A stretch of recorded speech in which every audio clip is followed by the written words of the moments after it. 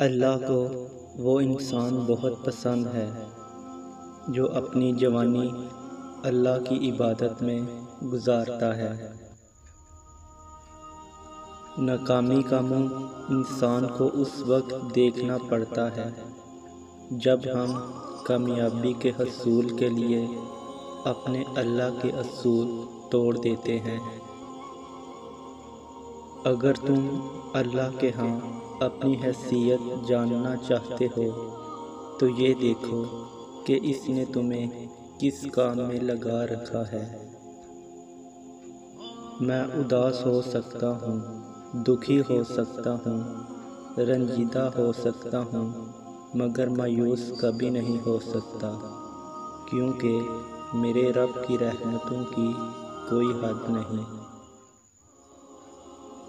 لوگوں کے دل آپ صاف نہیں کر سکتے، مگر اپنا دل صاف رکھنا آپ کے اپنے اختیار میں ہے۔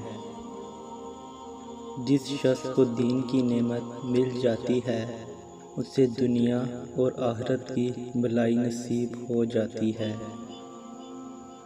اپنے بہترین وقت کو نماز کے لیے وقف کر لو، کیونکہ تمہارے سب کام تمہاری نماز کے بعد قبول ہوں گے۔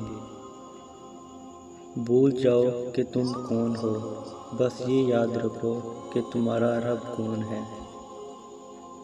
کس کو راضی کرو گے؟ ایک رب کو راضی کر لو، سارے مسئلے حل ہو جائیں گے۔ نفرت گناہ سے کرو، گناہ گار سے نہیں، شاید وہ آپ کی محبت میں آ کر گناہ کرنا ہی چھوڑ دے۔